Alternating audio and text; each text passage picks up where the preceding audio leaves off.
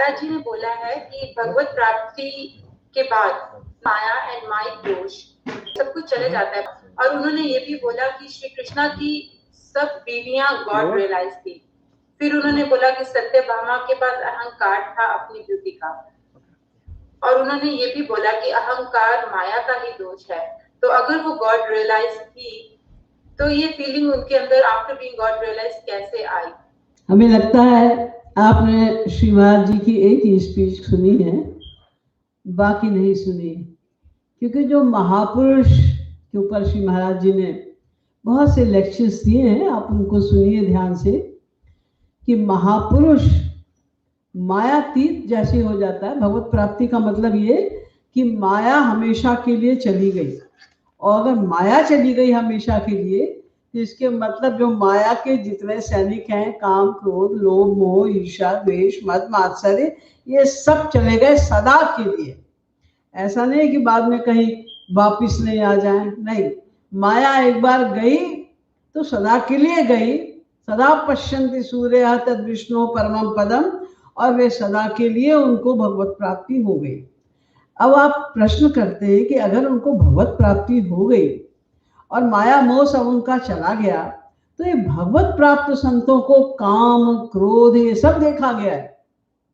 एक सत्यभामा ही नहीं, आप देखिए अगर पूरी हिस्ट्री को उठा के, तो तमाम महापुरुषों ने भयंकर क्रोध किया है।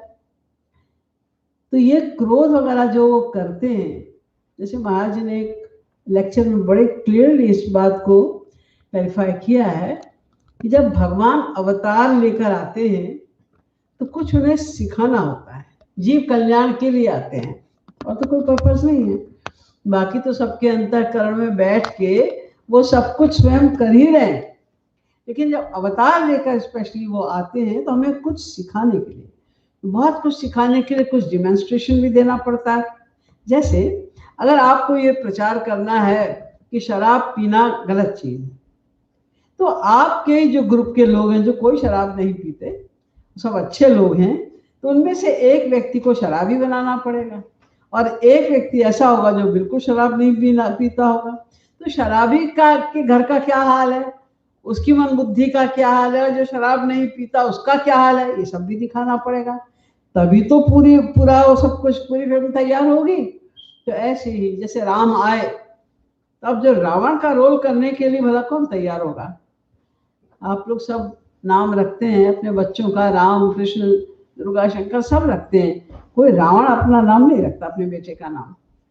कोई स्त्री तैयार नहीं होगी, कोई लड़की का कोई, सब नाम रखते हैं लोग, कौशल्या रखते हैं, सुमित्रा रखते हैं, कैकेयी कोई नहीं रखता, क्योंकि कैकेयी का ऐसा कैरेक्टर है कि लोग कहेंगे अरे भैया, लोग बदनाम करेंगे।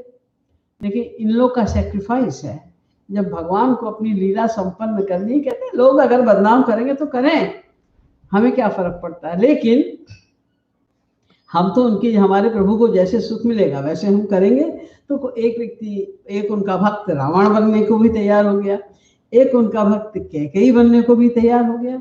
देखिए पार्वती जी सरीखे शंकर की, भगवान की जो लादनी शक्ति है, योग माया पावर है, रामचंद्र जी को देखकर, जब रामचंद्र जी व्याकुल होकर वन में ढूंढ रहे हैं सीता जी को, और इतने ज्यादा मोहित हो गए हैं अपनी पत्नी के प्रेम में कि वो वृक्षों से, लताओं से, पहाड़ों से, नदियों से पूछ रहे हैं कि तुमने हमारी सीता को देखा है क्या? रे वृक्षा पर्वतस्था गिरि गहनलता वायुना विज्यमाना रामो हम व्याकुलात्मा दशरथ तनया शोक शुक्रेण दग्धः बिंबोष्ठी चारु नेत्री विपुल जगना बद्ध नागेन्द्र कांचीहा सीता केन नीता मम हृदय गता को भगवान केन दृष्टा। है कोई जिसने देखा है हमारी सीता को? पार्वती जी ने देखा होगा है। भगवान तो उसे कहते हैं जो सर्वज्ञ होता है।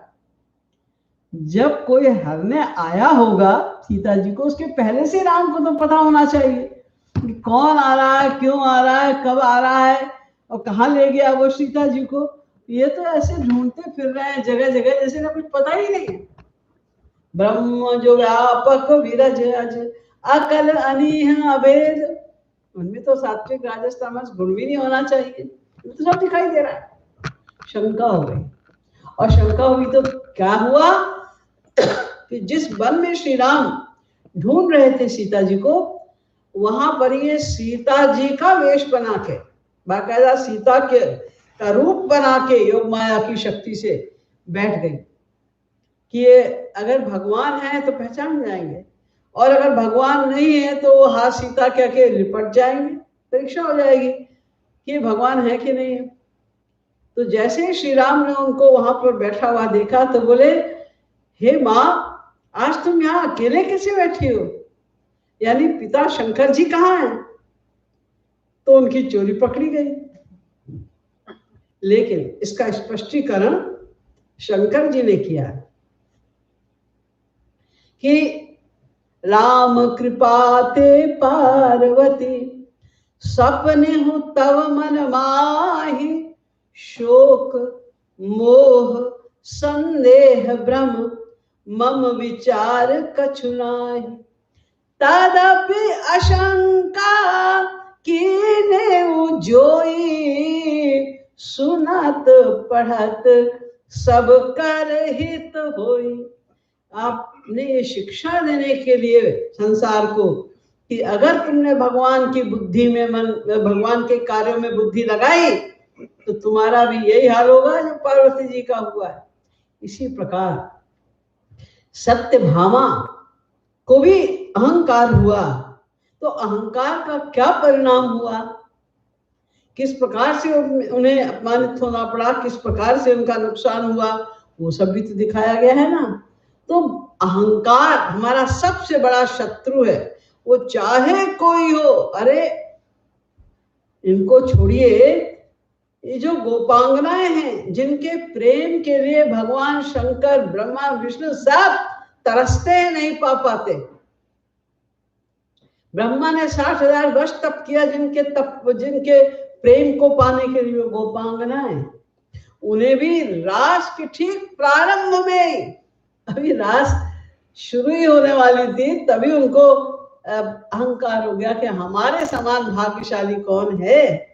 ये परात्पर ब्रह्म श्री कृष्ण ये हमको रिझाने के लिए तरह तरह की कोशिशें कर रहे हैं, हमारा श्रृंगार कर रहे हैं, हमसे मीठा बोल रहे हैं, जैसे हम चाह रहे हैं वैसे वो एक्शन कर रहे हैं।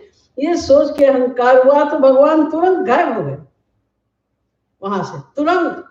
इतना बड़ा उनको महाराज आनंद मिलने जा रहा और कहा वो गायब हो गए। तो ये सब जो भगवान के अवतार काल में जो कुछ भी माया के कर्म होते हैं वो माया में लिप्त होकर नहीं होते। हम लोग जब क्रोध करते हैं तो अंदर से करते हैं, हमें क्रोध आता है तब करते हैं। लेकिन आप ही लोग अगर स्टेज पर ड्रामा करते हैं और ड्रामे में आपको क्रोध करना पड़ता है तो आप अंदर से क्रोध तो नहीं करते ना। ये तो खाली आपको कुछ आदर्श रखना है इसलिए आप क्रोध कर रहे हैं।